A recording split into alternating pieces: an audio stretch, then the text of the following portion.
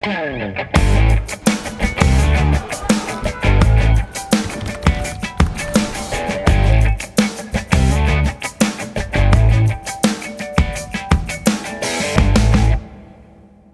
programa de hoje, vamos conversar com o reitor da Universidade Federal de Goiás e também presidente da Andifes, que é a instituição que congrega todos os reitores das universidades federais do Brasil. Vamos com ele falar a respeito dos cortes nos orçamentos e quais são as consequências desses cortes nos orçamentos da educação, principalmente na educação superior. Há risco de paralisação de universidades? Sobre isso e muito mais, vamos falar com o professor Edvar, presidente da Andifes. Edvar Madureira, seja bem-vindo ao nosso Espaço Cidadão. Olá, Robson, uma satisfação estar com você aqui no Espaço Cidadão e estou aqui à sua disposição para a gente conversar um pouquinho sobre esse tema tão difícil, né? É muito ruim no momento desse de pandemia, de universidades com protagonismo extraordinário em todo o país, nós falarmos de cortes de orçamento, mas vamos lá. Professor, foi divulgada uma nota a partir da Andifes e das instituições de ensino superior, as públicas, né? Onde mostra, por exemplo, que em 2004 nós tínhamos um número X de alunos e hoje no Brasil nós temos o dobro com menos orçamento. O senhor pode falar um pouco mais sobre isso?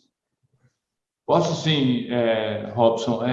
Infelizmente, essa é uma dura realidade das nossas instituições que vêm sendo submetidas, né, por vários anos, primeiro, a uma não correção do orçamento. Nós ficamos aí praticamente 5 anos com orçamento sem reajuste. E pensando, né, e considerando que esse orçamento, que nós estamos falando do orçamento discricionário, que é aquele que a instituição utiliza para pagar as despesas que mantêm a universidade aberta, esse orçamento é decrescente, porque todos esses contratos sofrem reajustes. Segurança, limpeza, energia elétrica sofreu aumento. A gente expandiu nesse período, né?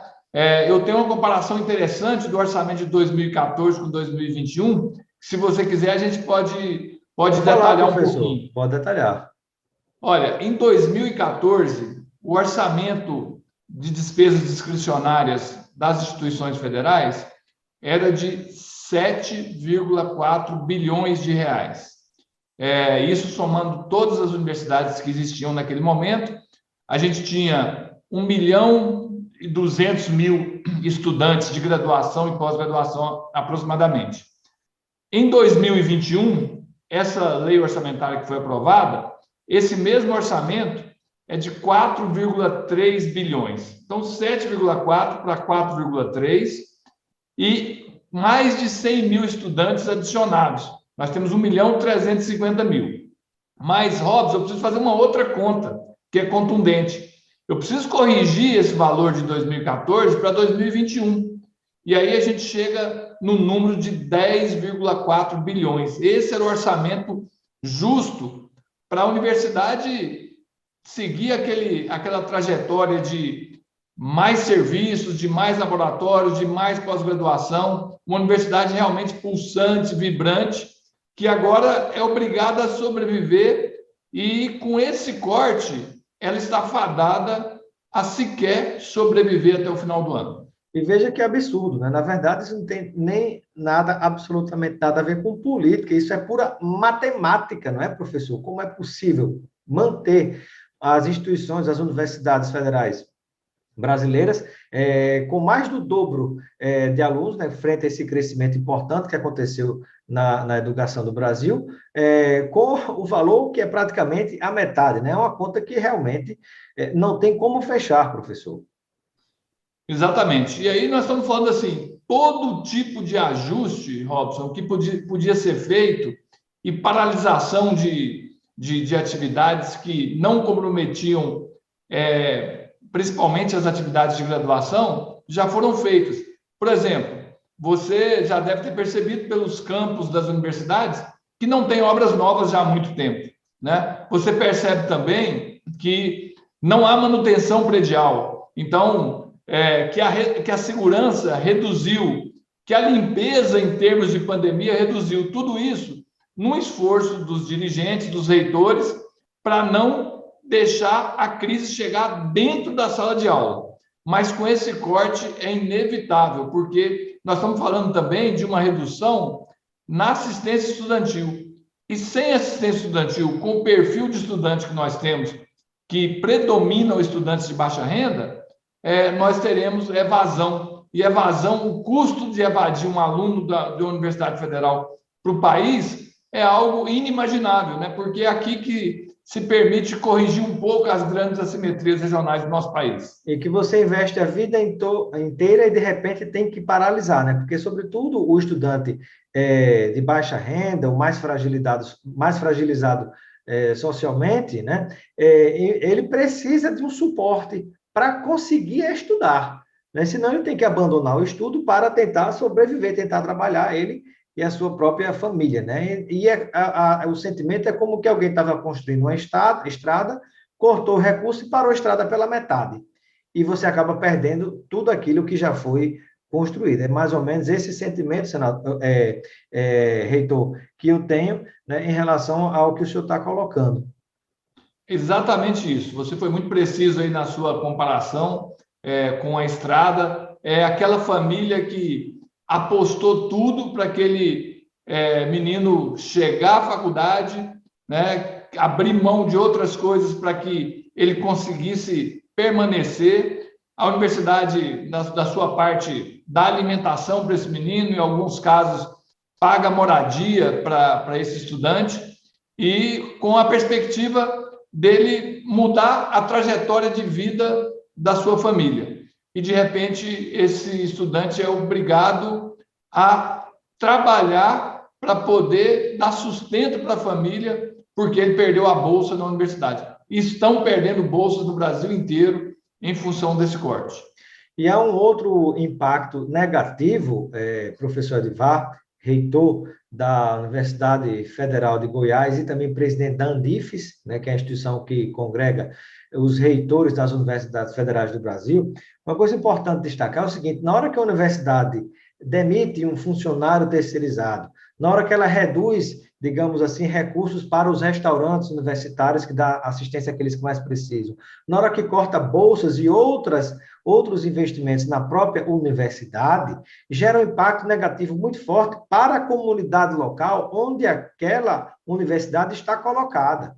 Porque no entorno das universidades, né, essas pessoas recebem salário, têm emprego, têm renda, diretos e indiretos, que circulam a partir disso tudo.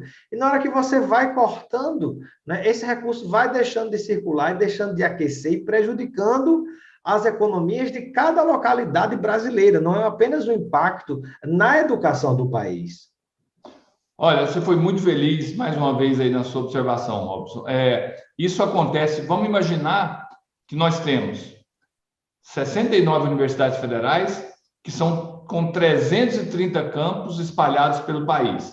E nós temos um outro conjunto de instituições que está sofrendo o mesmo que nós estamos sofrendo, que são os institutos federais, que são os 38, IEFs, né? Os IEFs, que estão presentes em mais de 650 municípios brasileiros. Esses municípios serão diretamente impactados por tudo isso que você está dizendo. O pequeno comércio que gira em torno da faculdade, ele está fechando em função disso. E tem mais uma questão que também a gente pode colocar, já que você levou a nossa conversa aqui um pouco para a análise econômica.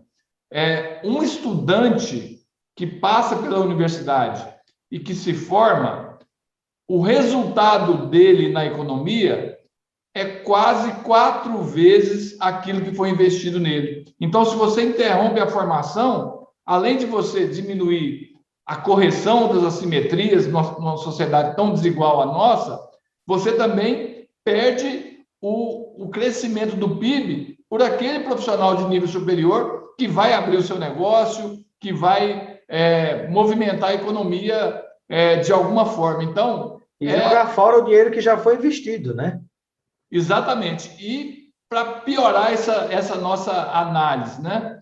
O Brasil chega numa certa altura da evolução da sua população, onde o quantitativo de jovens já começa a decrescer. Então, se nós não cuidarmos agora de fazer esses jovens se prepararem para construir a nação que a gente acredita, nós não teremos outra chance, porque a população nossa está envelhecendo. Então, é muito grave tudo isso que nós estamos passando, Robson. Um impacto negativo na formação desse jovem que vai tocar o Brasil adiante daqui a alguns anos. Porque, infelizmente, muita gente só pensa no agora, não consegue enxergar 10, 20, 30, 40, 50 anos para frente, né? Porque é assim que se pensa as pessoas que querem construir uma nação de verdade.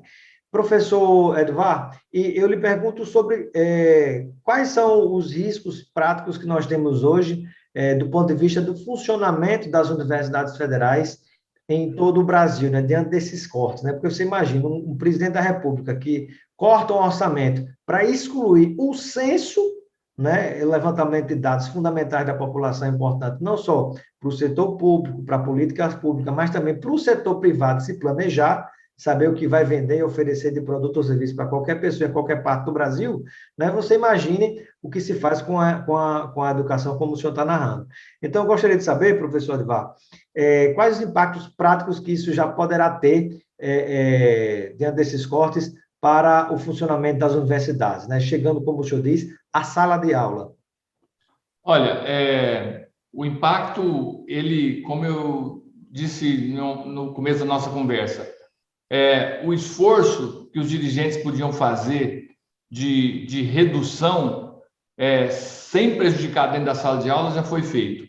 Nós estamos falando agora de universidades que já começam a receber avisos da empresa de fornecimento de energia elétrica que pode acontecer a suspensão do fornecimento de energia. Imagine, né, em qualquer lugar do país, laboratórios que nesse momento estão desenvolvendo novos testes, desenvolvendo medicamentos, analisando as novas variantes do vírus, tudo isso acontecendo, você corta a energia desse laboratório, né? O impacto é imediato na população. Então, o risco é esse, é de deixar de pagar a conta de energia, é de deixar de pagar a conta de limpeza. E a universidade, como está em pleno funcionamento, a única coisa que não está acontecendo, Robson, nas universidades, são as aulas teóricas presenciais. Até aulas práticas presenciais já acontecem por todo o Brasil, principalmente nos cursos da área de saúde, nos anos finais da área de saúde. Então, a universidade está em pleno funcionamento. Você cortou a energia, cortou a limpeza ou cortou a segurança, o reitor é obrigado a interromper as atividades até o restabelecimento desse serviço. Então, o risco é concreto, né? É concreto. Sem contar riscos possíveis que estatisticamente acontecem. Por exemplo, aconteceu recentemente um novo incêndio na Universidade Federal do Rio de Janeiro. Certamente, por ter que postergar manutenção predial por falta de orçamento, né, instalações antigas, se você não está cuidando disso o tempo todo, o risco de incêndio, como aconteceu a tragédia no Museu Nacional, incêndio na Universidade Federal de Minas Gerais, e sem contar outra questão que está ligada também ao financiamento das universidades, mesmo que indiretamente, nós estamos falando das pesquisas. Se a gente olha o orçamento do Ministério da Ciência e Tecnologia, seja via FINEP, seja via CNPq, ou do Ministério da Educação via CAPES, você vê um declínio. E aí eu te faço a seguinte observação. Nós temos hoje, entrando ou com possibilidade de entrar em ensaios clínicos, 3 vacinas. Uma no Paraná, uma em Minas Gerais, que está mais adiantada, outra no Rio de Janeiro. E uma quarta na Unifesp, junto com a USP. Imagine você se a gente estivesse recebendo recursos regulares para pesquisa. Nós não estaríamos falando em importar vacina de outros países. A vacina, a expertise para desenvolver a vacina, nós temos laboratório. Falta o aporte de recursos para que a gente consiga oferecer essa vacina. Isso não deixa de ser estratégico para o futuro, porque nós sabemos que a Covid-19, ela não vai embora com essa primeira vacinação. Provavelmente nós teremos que vacinar a população por vários anos. Então, é urgente investir nisso para que a gente tenha amanhã vacina e não fiquemos dependendo da China, dos Estados Unidos e de outros países. Sem dúvida, né? Porque, inclusive, o problema é que quanto mais demora a chegar a vacina, né, o vírus ele vai conseguindo fazer mutações para tentar sobreviver, né? Quanto mais rápido a gente for na vacinação, né, justamente o contrário, né? A gente vai matando mais rápido esse vírus e tentando voltar um pouco, digamos assim, à vida menos anormal que nós temos vivido, né, reitor? E, então, o impacto na pesquisa, no ensino, na extensão e na inovação, professor Edivar, né? Quais são os impactos que tem gerado esses cortes do orçamento a partir do Ministério da Educação, né, por decisão do presidente Bolsonaro em relação a isso que a gente está vivendo? Da mesma forma, né, a inovação ela está ali junto com a pesquisa e com o desenvolvimento, né? E a gente tem dificuldades, né, no diálogo com as empresas, que a inovação acontece eminentemente nas empresas, mas sempre naquela contrapartida, numa relação sadia, madura, e que muitas vezes falta na universidade uma bolsa para o estudante ou o desenvolvimento de uma parte dessa pesquisa para transformá-la na inovação. Então, os laboratórios subfinanciados, eles têm impacto também nisso. E, claro, você falou de algumas vertentes, a gente não pode deixar de falar dos hospitais universitários, que estão presentes nas universidades, né? Hoje a gente tem uma empresa de serviços hospitalares que provê a mão de obra, mas os hospitais universitários se alimentam o tempo todo daquilo que é produzido nas universidades. Então, várias atividades de atendimento direto, né? Sem contar a rede de laboratórios de diagnóstico que não estão nos hospitais universitários, mas estão nas universidades e que em muitos locais se constitui num único serviço público de atendimento à população. E na maioria deles, inclusive, é reconhecido como o melhor serviço prestado naquelas localidades, né?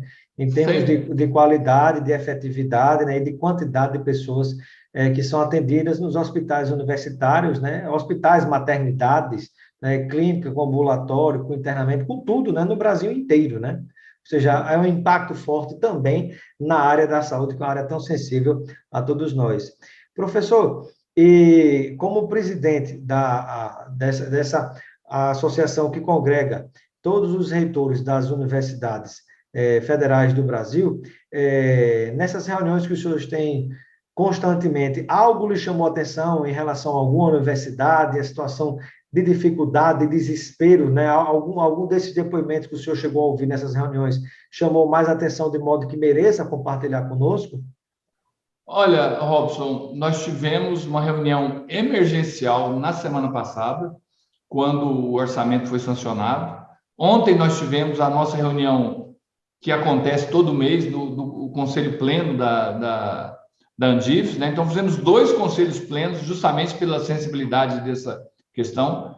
Tivemos uma reunião com o secretário executivo do MEC ontem, já no finalzinho da tarde, e colocamos toda essa realidade. É difícil destacar quem está mais em situação frágil, né? A reitora da UFRJ, essa semana, numa matéria que ela escreveu num grande jornal, ela fala da possibilidade de fechamento da maior universidade federal do Brasil, que é a Universidade Federal do Rio de Janeiro, né? Se o orçamento não for revertido. Ela tem fôlego para talvez, né, com o orçamento que foi aprovado, se ele for liberado, nós temos que lembrar que do orçamento aprovado tem uma parte que já está contingenciada, mas falando do orçamento todo que foi aprovado uma vez liberado, a UFRJ chegaria no máximo no mês de setembro. Imagine o que é isso, e numa situação onde as atividades presenciais vão se intensificar. A gente tinha que estar discutindo era aumento de orçamento, não era recomposição orçamento de 2020. Então, assim, eu não faço segredo da UFRJ, porque uma matéria da reitora público, né?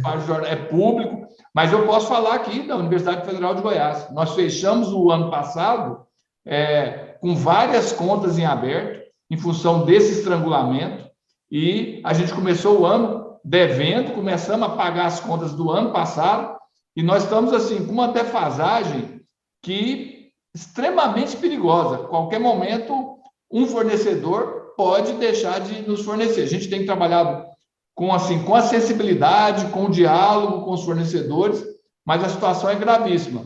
E esse é o retrato da Universidade Brasileira como um todo. Eu sei que o reitor Tonholo, da UFAL, fez também uma matéria muito contundente sobre a situação da UFAL, cortou aí centenas de bolsas, demitiu terceirizados. O reitor da Universidade Federal de Juiz de Fora fez a mesma coisa, para dar alguns exemplos que são públicos e que demonstram a gravidade do que a gente está vivendo. Professor Edivar, e para a gente finalizar, quais serão as próximas ações práticas e se há esperança de que esse quadro seja revertido? Olha, nós temos esperança sim, porque a população brasileira, a sociedade brasileira está muito ciente e ela é muito ciosa do papel que as universidades federais têm. Então, a gente acredita que isso irá sensibilizar os nossos parlamentares, irá sensibilizar o Poder Executivo. A conversa ontem com o secretário executivo, ele se dispôs aí com a gente no Congresso para fazer esse diálogo. Precisamos sensibilizar o Ministério da Economia, claro que precisamos sensibilizar o presidente da República desse grande patrimônio do povo brasileiro, que são as universidades federais, e aí eu incluo os institutos federais também. Então, nós estamos agora absolutamente mobilizados. Iremos a Brasília para poder levar os nossos argumentos e o retrato da nossa situação. Então, vamos... E existe uma possibilidade de um projeto de lei do Congresso Nacional para essa suplementação.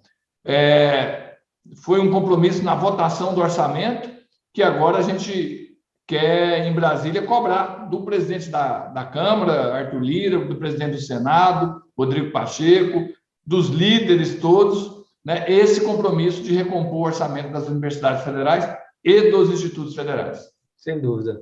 Agradeço a participação do professor Edivar Madureira, reitor da Universidade de Goiás e também presidente da Andifes, instituição que congrega os reitores das universidades federais de todo o Brasil. Muito obrigado, professor, pela sua participação no Espaço Cidadão e seja sempre bem-vindo. Eu que agradeço e sempre à disposição para conversar com você, Robson. Igualmente, professor. Obrigado.